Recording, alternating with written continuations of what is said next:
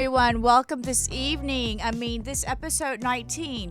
We are living, we are breathing, we are fashion. For those who are truly fashion fans, a few people really get to live and breathe really what it's all about.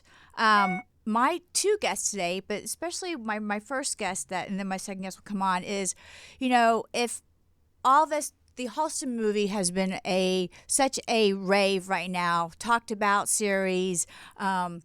How did this really happen? What was he like? The models, and of course, the most gorgeous clothes, and just to feel and live and breathe all that. But I'm going to spill some beans here today. I have one of the originals.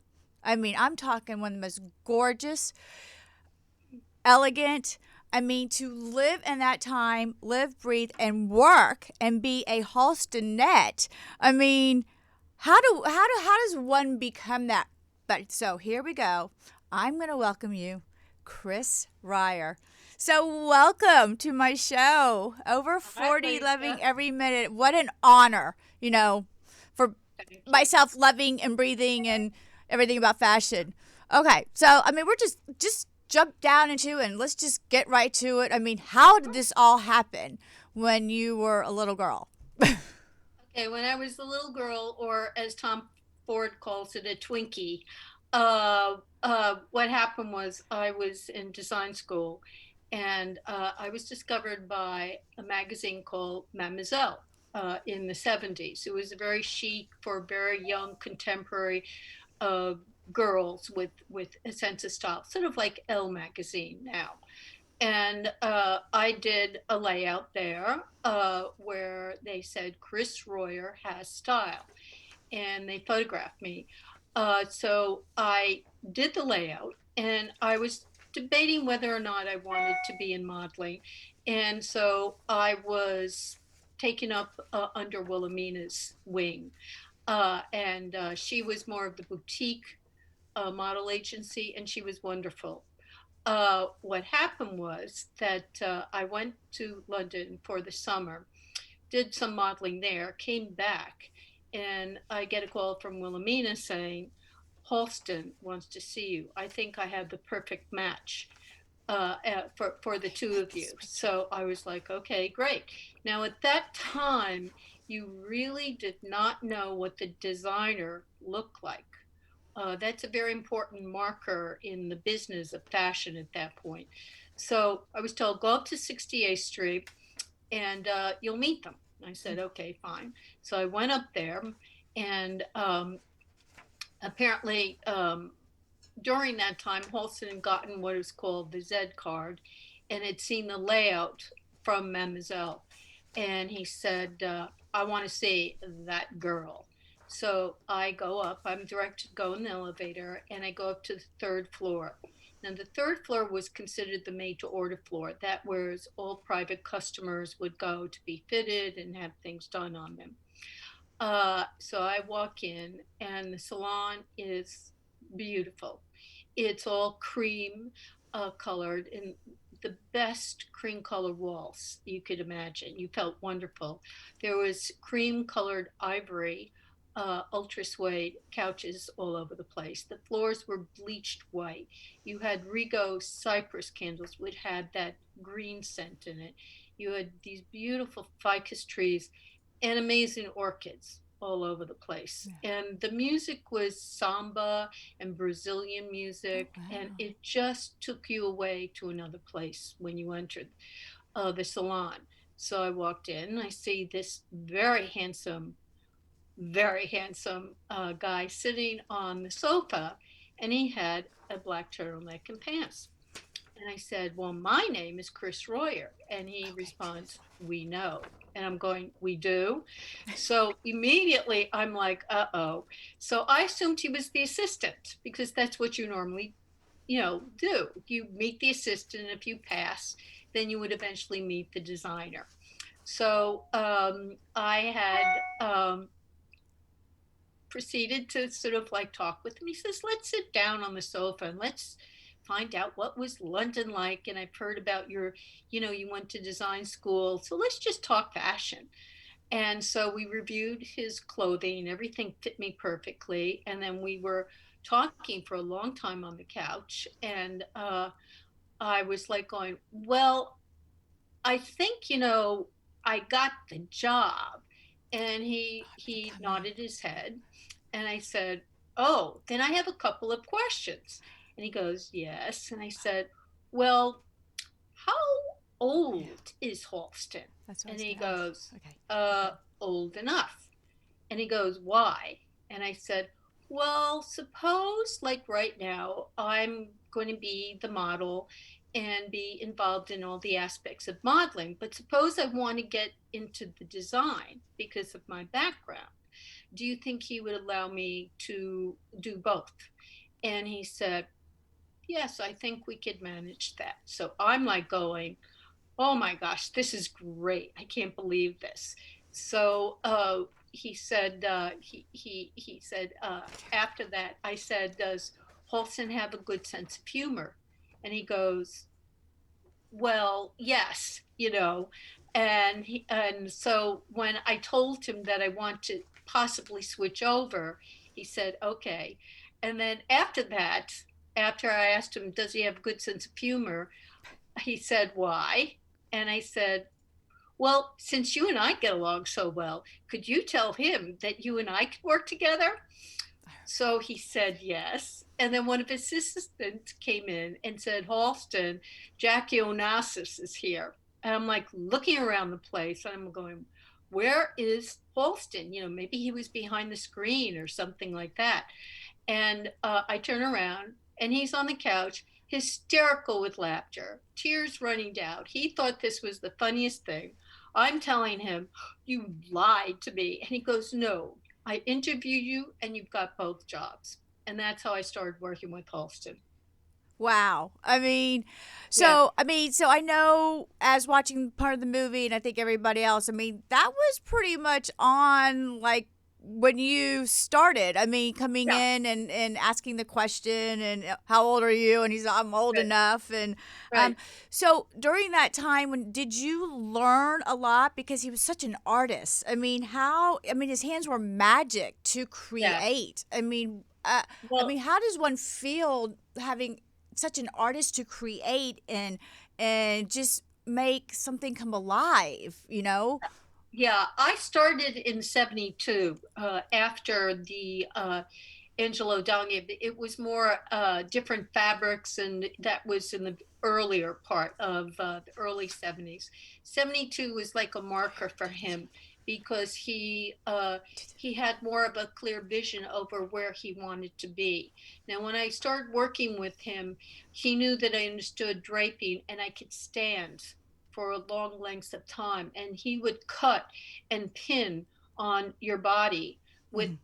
easily, sometimes there would be like 100 pins in the actual fabric, and the workroom would have to take the dress off you in such a way because they kept all the pins in it. It was like, but literally almost you had like slipping out of it Yes, without no movement rooting a on the pin, without like don't and not getting punctured. I right. actually, I can remember some of that myself. So I get that part, but it's like, how do you slimmer out of that? But back then, y'all were so It would tall be and it would be like thin and this, right, because you're afraid of getting scratched and he right. doesn't want you harmed. And but the way he worked his hands and fabric, he was like a sculptor. Right. And the way he cut, you never got pinned or stuck or anything, but he would do it in a way that like a sculptor would use clay, Huh. the fabric was his clay, Oh wow. and he would do He it was in such a an way. artist. I Right. He mean, was a true he was artist, right. and he was just mesmerized. He just fell into it, and everybody would just sit there with awe Right. as he created this cut pin, cut pin, cut pin, little things, and then all of a sudden the dress started shaping, and then all of a sudden it became the dress, and it was So amazing. when I know you were on the set a lot for the movie, Yeah. and did it bring back like he oh, I like playing you and the actor. It was like I know you taught him how to hold a cigarette and the glasses and cross his Well, you leg. and came to Did it my bring house. back like any like am I like in another time world, right? Time warp right Yes. now? I Yeah. mean, Oh what yeah. did it bring? Yeah. Like, Ewan is amazing. right. Oh, Amazing. he was unbelievable. I don't think there was no one better that could play that part. I'm sorry. They cast him. It, they cast everyone unbelievable, I have to say. You Yeah. know, was Halston demanding, to you or some of Oh, the. Halston the man was very disciplined. That was the most important thing to learn was his disciplines because his disciplines, when you applied it, you excelled. And everybody in his team that he felt was wanting to learn, Mhm. he could be one of the greatest mentors Oh, for that person. I can But he would imagine. be very strict, and he would have patience, but he expected you can make a mistake, but you don't do it twice. You Right. have to keep learning on it.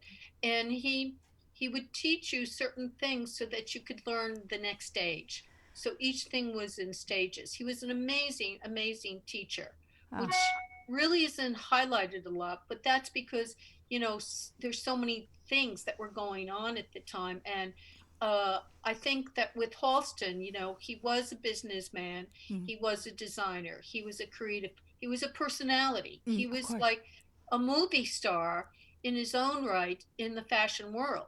I And he mean, deserved every minute exactly. of it. I mean, he Yeah. deserved who he was. I mean, And he was a workaholic. right. He really, we would work till easy 2, 3:30 in the morning. When we did Versailles, Mhm. we draped and made dresses consistently every night, Mhm. and we'd stay up and listen to the music from our particular segment, which was part of the music from the Dam Mhm. movie. And it was every night we went through the music and the clothes and the fittings, and all the fittings were perfect. Ah, You know, by the time we got there, the hem, everything, oh, I everything would just was love perfect. just to see, just to be part of that. Would just, It I was think so is, exciting, Lisa. I can, you know what, I can only imagine what talking to you now, seeing the movie, being on the set, recreating a world of a man that's a true artist, and now I get to interview you. I mean, wow. Well, I wasn't on the movie set I mean, because of COVID. right. I think that the movie people, they contacted me through one of the curators at the museum, and they said, "Oh, well, Chris will tell. Chris knows." So I got the introduction that way, Okay. and it was Jeriana San Juan, who was the costume designer, the executive producer started talking to me about their what they needed for the exact film and how they wanted to have they needed placement in the Mhm. Olympic Towers because the Olympic Towers was all mirrored, and Mhm. it was like people that would look at the images, they didn't understand where doors were because it was infinity Right. when you looked at it. So my first sort of project for them was to create a floor plan because I have a photographic memory. Me too. So I, It's a I, gift, I think, of course. I don't know. I, I haven't got, I'm not sure yet. But it's so because it was like I remembered it, and they're going, "Can you put it down on paper?" And my assistant Amir, who's 17, they know everything with computers, so they're going, "Oh yeah, I can do a floor plan, architectural." So between the two of us, I sketched it out that's how, through memory, and then he placed it in the square footage of the plan, and wow. then we submitted to Mark Ricker, who was the designer, who actually took all of that and then developed his own plan and built the sets for it. And the sets were amazing. That he filmed the background. I mean, and he had to put back in the Twin Towers. He actually built the set, and he built two spirals that represented St. Patrick's Cathedral. Mm. And then they filmed everything that way. It Oh, was amazing. wow. It was like we made sure that he got the lucite chairs for the shows, segment, and they were very special lucite chairs because they were clear and they were beautiful, but they didn't exist, and he Right. finally found them. But everything, there was a lot of details in there that he had that was I unbelievable. mean, Uh, detail is everything today. I yes, mean, I know for myself, I'm such a detail oriented person. I mean, it's right. like, I mean, I could see It's all in the something, and I details. think it's also like through your modeling and through the beauty and the artist. I mean, that's what your eye is trained for. That's what Exactly. you know. Okay, so how did the name of the Halstonettes come? Because there was quite a Uh, few of you, and y'all traveled everywhere on his entourage, and right. you were wow, Well, when we became the Halstonettes, the term was praised by Andre Leontali when he was working under Women's Wear Daily. He originally had done in another magazine called the Ultrettes, but then when we went on tour to the global tour, which was also coined as the China trip, uh, Okay. they had written Andre had written under Women's Wear Daily the Halstonettes. So once the Halstonette catchphrase, it caught fire. So everybody that was friends, family, models, actresses, anyone that was I'm gonna associated with bring Halston Neil in. became a Okay. Halstonette. So it's a very endearing phrase now, but it's like it was because we did the China trip and it was Women's Wear Daily. Women's Wear had a lot of influence and good relationships with Halston all the time. Okay, well, on top of all that, I am going to bring in someone so dear to me as well. Hear He you. is also known as he's like one of the iconic uh, top four uh, Whoa. agents ever. He's probably shaking his head. Neil, do you hear me? Yes, Yeah, indeed. Okay, I'm bragging on you right now, my friend. I I mean, hear if you. if anybody knew Neil was the one that had all the information. He was the one that you want to be friends with, Sure. if I'm right. And I mean, he booked every top name there possibly was back then. And Quite a few. Neil, I Yeah. am welcoming you to Over Thank you. 40 in my Thank hometown, you. Houston, with his actually dear friend Hi, Chris, Chris. who've actually have met and have worked together. And I know she's so excited to see you as well. I know, And me too. Mwah. It's mwah, been a okay, minute. so Yeah. now we have gone through the beginning of how Chris kind of really started, Yeah. and I kind of think I got a really old picture of you. You might Oh, actually you sure kill did. me That's on this okay. picture. I don't know, but please don't. Back in the day of like, you were really young. I mean, was that when you were modeling, or where is that? Oh my God, where's Which okay? picture? he was always known That to one. be so I handsome. got my This little is the thing. dog. Okay, there you go. Yes. Uh-huh. Tell me I, about that. I think Oh, sweet. I'm 19 in that picture. What? It So, was so taken in Central Park by a photographer named Michael McDonald, and I didn't even know he was taking the picture. We had been shooting, and I we had walked away from each other, and apparently I turned back around um, and looking for him, and he was stopped and had the camera ready to shoot. So that picture, I never even knew it was taken until about a year, see, about a I year got to later. do He gave some it to me as research on a you, birthday. my friend. He So, gave it okay, to me so as a from birthday present. It's the only picture I've ever of myself I've ever liked. well, it's really a very handsome picture of you. So, okay, so from there, after all that, how does one say, okay, I've worked in the field, I've modeled, and I want to be an agent, and I want to go work for, or were you discovered when you worked at the agencies to say then I'm going to go on and go to the field that you were? I was with an agency in Houston called Ben Shaw Models, and from the age of 16, and Wilhelmina Cooper and her husband Bruce. who was the producer of The Tonight Show, Right. were here in Houston scouting. And my agent introduced me to them, and she said, I, I want you to come and work with the agency. So I moved to New York as a model, and I hated modeling. It was just it was really boring. And one day I was on a job, and there were like 10 of us.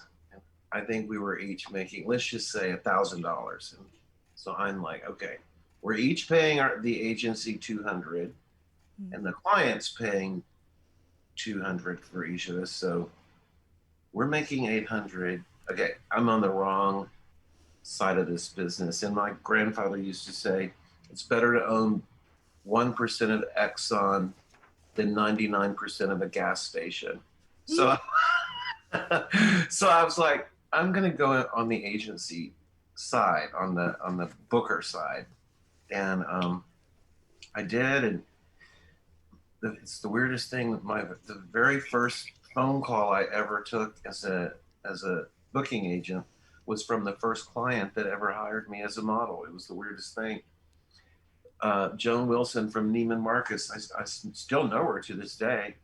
And she said, "What are you answering the phone for?" And I'm like, "Well, I'm an agent now." She was like, "Oh, okay." Okay, so I mean, obviously life changing because It really was, yeah. I mean, I we're not talking about me today because I mean, we know how you found me, but this is about you and Chris. So, what was it like, both of you, to be? I mean, in that, I mean, you booking beautiful models and you being, the Halstonette and I mean, what and what was it like? Even both of y'all running through each other, like, in that time. I mean, I don't even have the words because I'm just so curious. It's like I really kind of want to be like part of that world or a fly at that moment to really recapture and relive, just to know it had to be something else. So it was fun. Definitely fun. So how did you two both meet? Never a dull minute. Never a dull minute. Never. How did we meet, Chris and I? We were at Ford at that point. Yeah, we were. Yes, we were both at Ford. Yeah. I was with Jerry Hall, and I think walked in, or Eileen, or I had lunch with Eileen, or something like that. That's what I heard. I want to hear from the horse's mouth of it down there, No, I heard that. Yeah. Jerry a really long time. I represented Jerry Hall before I ever went to Ford in New York. I represented her. Eileen called me once and said, Jerry Hall is booked to do something in Texas. And will you go meet her and help her and everything? And we just hit it off. I mean, instantly. Yeah. And so she said, I know you're not in New York and everything, but I want you to be my agent. I love her to this day. Jerry. I'm so madly in love with her to this minute. Aww. She's fabulous. Right. She is fabulous. So, she's a great friend. So, I mean, let's say Chris and Elle, I mean, obviously the modeling world has changed beyond, what it was back then. I mean, I don't even know how to say the right way. How do you say this correctly? Back then, with you being an agent and you being a model, that had to be really what? If you want to say a supermodel or the Halstonette or just the glamour, being so glamour. I mean, the models back then were so glamorized of what so different today. I mean, do you in a way feel that those times should come back, even though designers design so differently? Well, first of all, when Chris and I were really active in the business in New York, was when models made a lot of money. I mean, a lot, millions and millions and millions. Right. And so they were super important people in their own right at that moment in time. Everyone knew their name, and that was a Jerry Ford invention of getting cosmetics companies to incorporate the model's name into the campaign, and it would be, you know, Okay. Krista Brinkley for CoverGirl or whoever. Right, right. And that really pushed it. You know, it pushed the models up into the stratosphere, and then you know we reached pretty quickly the point where everyone just knew. Everyone in the world knew the girls by their first name: Chris, Right, Christy, right. Naomi, Paulina, Claudia. I mean, Cindy. They just one name. That's how famous they were. They only needed one name. Iman, right? Right. I mean, so Chris, No one could say Iman's last name, but I still can say it. Iman Abdul Majid. And the other day, I was talking to a fun fashion gay guy that I've known a long time, and he said something, just having a fun phone conversation. He said something about Iman, and I said, "You mean Iman Abdul Majid?" Because every time in our lives he's ever said Iman, I've always said, "You mean Iman Abdul Majid?" And he's like, and he's African American, and he's like, "You're the only person that can say her last name." I'm like, she never needed a last name. She will always just be Iman. so yeah. back to Chris really quick. Were all you your Halstonettes, were all you had one namers? I mean, you know, or you were just Yeah. part of the, like, you're just Oh, no, that you're the gang. Each Halstonette was very, very different. He chose specifically, so each one had their own personality. Each one had their own look. The girls, well, everybody knew their names because they were all individually styled in the way they were dressed by Halston. You know, it became a full picture of the Halstonettes. And the Halstonettes originally, during the China trip, he took 9 girls and then 3 men. The men were Tony Spinelli, Pat Anderson, and Martin Snark. But the girls were the whole group was based. It was all right. Let's go. Pat Cleveland. It was Karen Bjornson. It was Connie Cook. It was Margaret Donahue. It was Carla Rocky. It was myself, and did I say Connie? I think I said everybody. Shirley Farrow. Was Diane DeWitt on that trip? No, Diane unfortunately didn't come.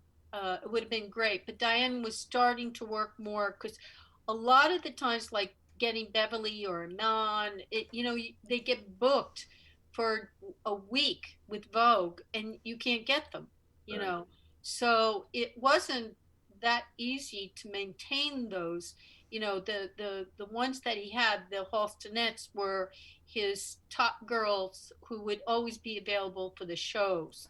We would have, we would be booked well in advance, but it was an understanding between, all of us that we would do his shows and we did the tour. Some of the other girls, they were fabulous, but, other designers and other photographic sittings would take place because they'd be booked for the day. Sure. And going back and forth would be impossible. Diane DeWitt Sorry. also. I've just dropped something there. Anyway, but were you?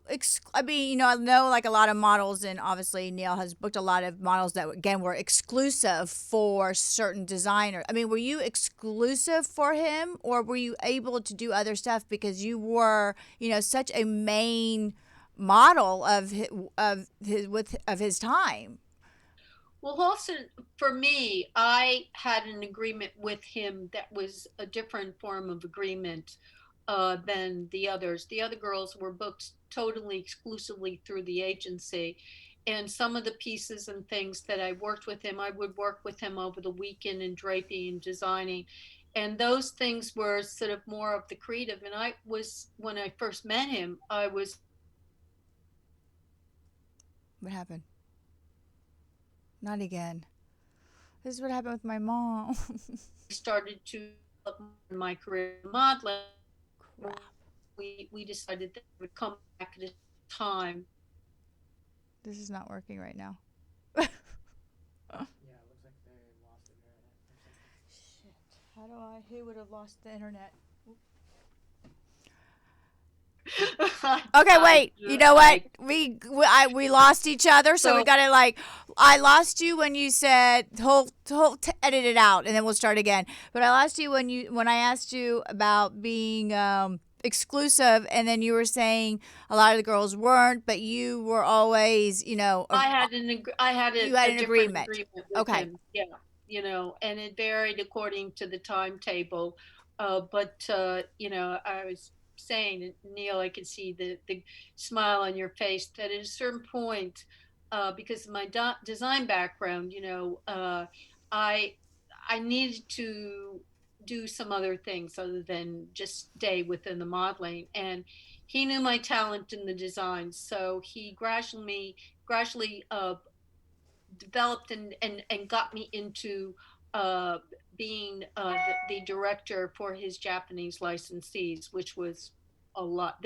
It was a master licensee, so I would basically give the guidelines on Halston colors, Halston design. We would have a full staff in there to make sure that the sketches and everything were exactly Halston. Because the Japanese licensee was a very important one to him, Hmm. and he really respected Interesting. them. And when we went on the global trip, our first stop was Japan, and then it was China. And the Chinese did an incredible job every single time with Halston licensees. So when you went to Japan, everything looked Halston, but it was scaled down for the Japanese woman, as well.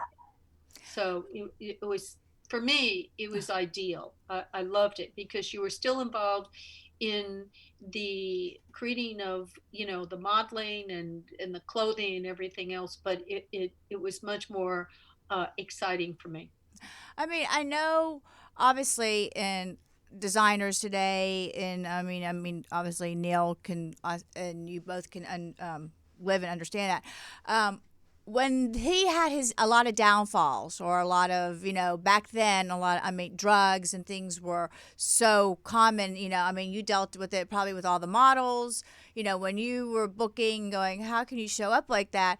But for him, when something would happen or he'd like spiral out or whatever, were you there, Chris, like to say, you know wake up, let's get, or he could carry himself so well that you couldn't tell?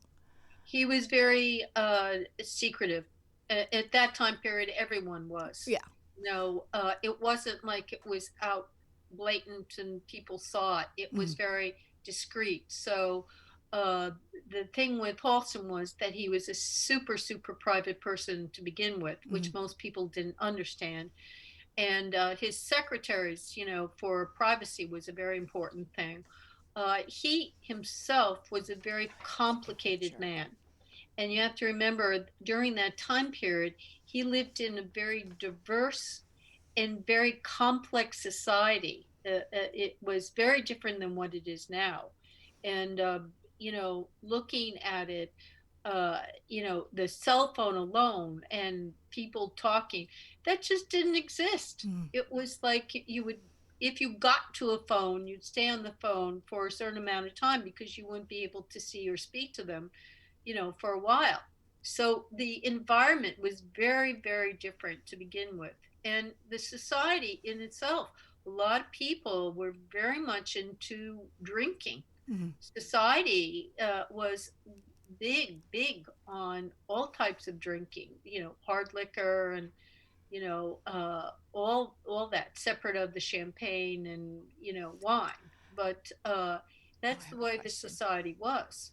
Okay, I have another question. Okay, so Neil, for you, my friend, back then, as also being an agent and going out, and how did you handle the girls and say, snap out of this? You're gonna get fired. You're gonna lose a big job, or And I do remember back then it was such a big deal. I think when Naomi at one time, she had more than one phone when the phone came, and it was like, well, I can have more than one phone because I have all these bookings. I think that was like such a big thing when the phones really came. But for yourself, here you were living, you were breathing, you're in that scene as well. You're protecting your models because it's your image, but then again, I'm sure a drink or two, or I know Yeah. a big smoker. I know you are, which I Yeah. know. Still.